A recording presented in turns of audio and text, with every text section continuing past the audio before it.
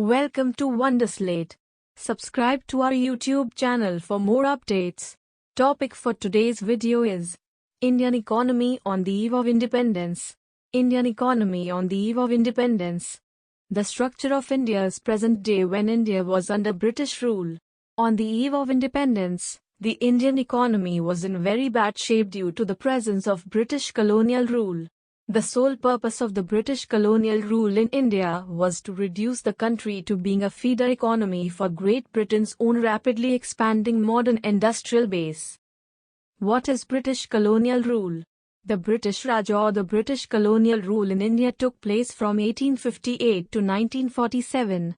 This means that the people of India were subject to the British administration during this period. This is the reason why the British period in India is referred to as colonial. What is the economy? An economy is a system of making and trading things of value. It is usually divided into goods, that is physical things, and services, that are things done by people. It assumes there is a medium of exchange, which in the modern world is a system of finance. This makes trade possible. The economy of a country includes all production, distribution, or economic activities that relate to people and determines the standard of living. Low level of economic development under the colonial rule. India had an independent economy before the advent of British rule. Though agriculture was the main source of livelihood for most people, yet the country's economy was characterized by various kinds of manufacturing activities. India was particularly well known for its handicraft industries in the fields of cotton and silk textiles, metal and precious stone works, etc. These products enjoyed a worldwide market based on the reputation of the fine quality of material used and the high standards of craftsmanship seen in all imports from India. The economic policies pursued by the colonial government in India were concerned more with the protection and promotion of the economic interests of their home country than with the development of the Indian economy. Such policies brought about a fundamental change in the structure of the Indian economy, transforming the country into a supplier of raw materials and consumers of finished industrial products from Britain. The colonial government never made any sincere attempt to estimate India's national and per capita income. Some individual attempts which were made to measure such incomes yielded conflicting and inconsistent results. Among the notable estimators Dadabhai Naoroji, William Digby, Findlay Shiras, V.K.R.V. Rao, and R.C. Desai.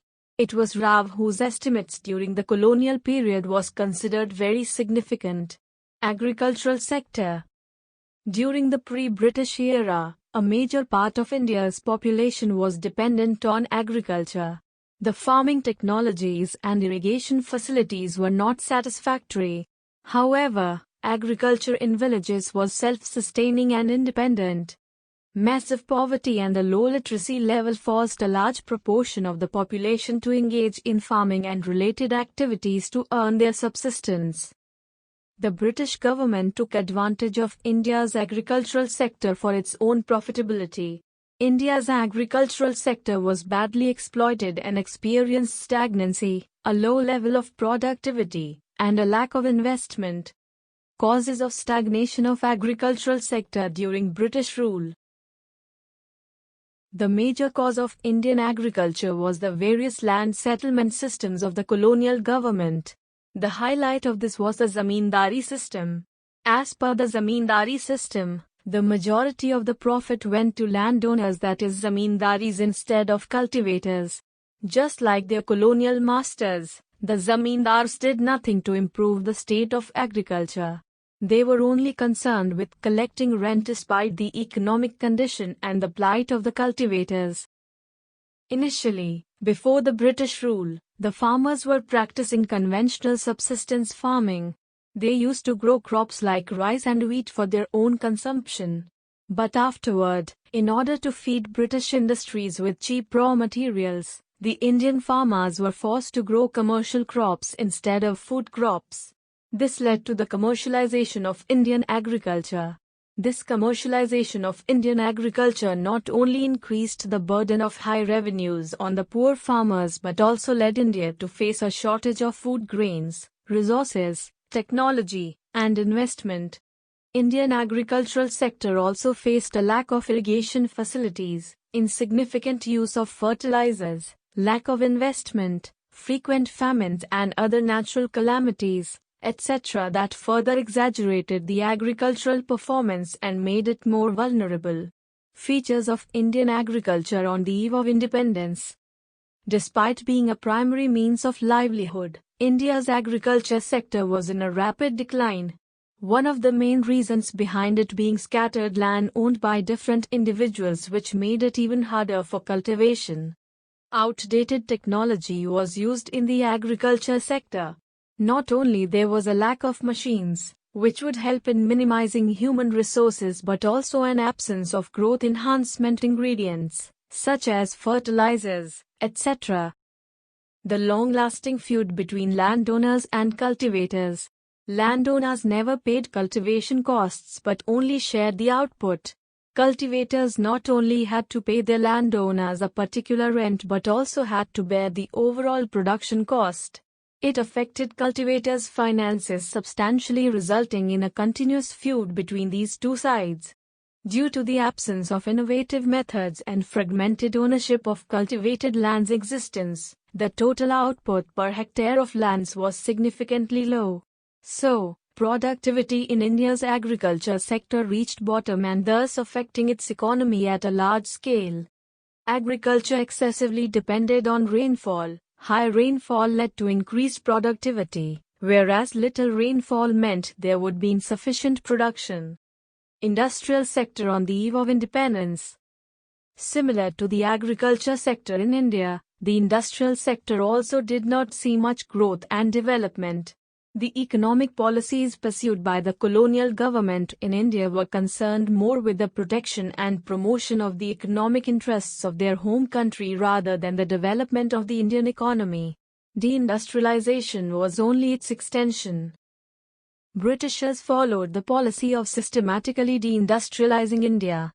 The primary motive behind the deindustrialization by the British government was twofold: to get raw materials from India at a cheap rate and thus to reduce India to a mere exporter of raw materials to the British industries, to sell British manufactured goods in the Indian consumer market, which was now deprived of the supply of locally made goods.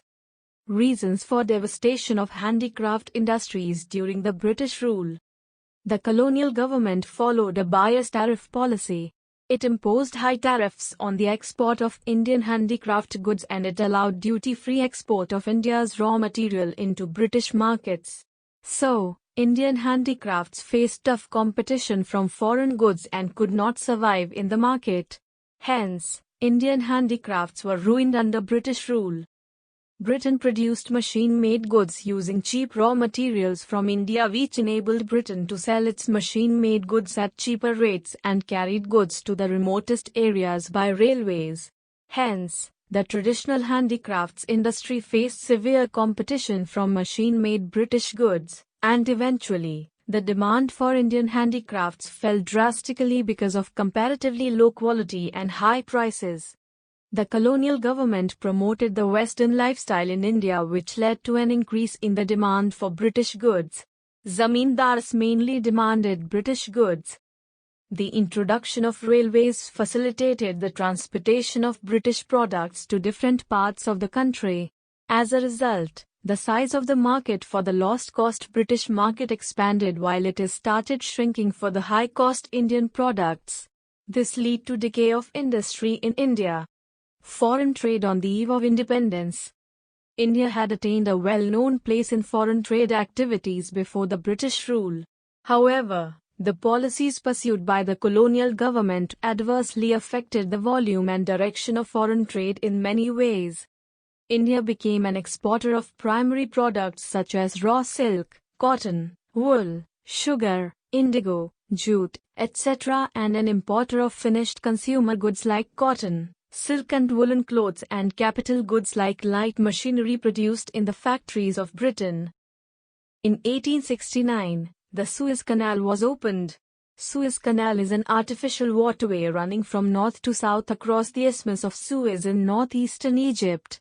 The canal provides a direct trade route for ships operating between European or American ports and ports located in South Asia, East Africa, and Oceania by doing away with the need to sail around Africa. It was convenient to operate ships between India and Britain, and thus, Britain exploited the Indian market. The colonial government maintained monopoly over India's foreign trade for its own economic interests. This practice resulted in the restriction of more than 50% of India's foreign trade to the British and the rest to other countries such as Persia, that is Iran, Ceylon, that is Sri Lanka, and China. Demographic condition on the eve of independence. The birth rate was 48 per thousand and the death rate was 40 per thousand, implies stagnant population growth. Refers to the death rate of the children below the age of 1 year. High rate 218 per thousand. Refers to the number of years in which a newborn child on an average is expected to live, 32 years, and indicate measure poverty and backwardness of the economy. A very low standard of living and enormous poverty. People spend nearly 80% of their earned income on basic goods. Occupational structure on the eve of independence. Agriculture was the principal source of occupation, and about 70 to 75% working population was engaged in agriculture. Only 10% of the population was engaged in the manufacturing sector, which showed the backwardness of the Indian industry at the time of independence. Only 15 to 20% of the population was engaged in the service sector, which also provided the slow growth of the tertiary sector at the time of independence. Infrastructure on the eve of independence. The growth and development of an economy depends on basic infrastructure facilities. Roads, water transport, power, railways, irrigation, posts, and telegraphs were developed under colonial rule. However, the objective of infrastructure development was not for the welfare of the Indian economy but to serve its own economic interests. Roads constructed during the colonial period were not convenient for modern industry. They were built only to mobilize the army from one place to another and to draw out raw materials from the countryside to the nearest railway station or ports. The British introduced the railway system in India in 1850, which enabled the commercialization of agriculture and adversely affected the self-sufficiency of the village economies in India. Their main motive was to enable movement of Britain-made finished goods to different places in India. Development of the post and telegraph system aimed to maintain law and order in the country. This facilitated the integration of different parts of India and helped to develop trade, commerce, and industry. Positive contributions made by British in India. The introduction of railways by the British was a breakthrough in the development process of the Indian economy. It opened up the cultural and geographical barriers and facilitated the commercialization of Indian agriculture. The colonial government introduced the most modern and well-organized system of communication. In 1852, the first telegraph line was operational in India. Before the British rule, farming was mainly for subsistence in India. The colonial government took steps to commercialize agriculture, and hence, Indian farmers started producing agricultural products according to requirements. The colonial government outlined a system of laws and established courts for justice. This helped in maintaining law and justice in the country. English helped Indians to integrate with other countries. Knowing the language also helped Indian manufacturers to communicate with producers from other countries. Thank you for watching the video. If you have any suggestion for us, feel free to leave comments. If you liked the video and want to see more of it, hit the thumbs up and don't forget to click on subscribe button to get more updates of the future videos.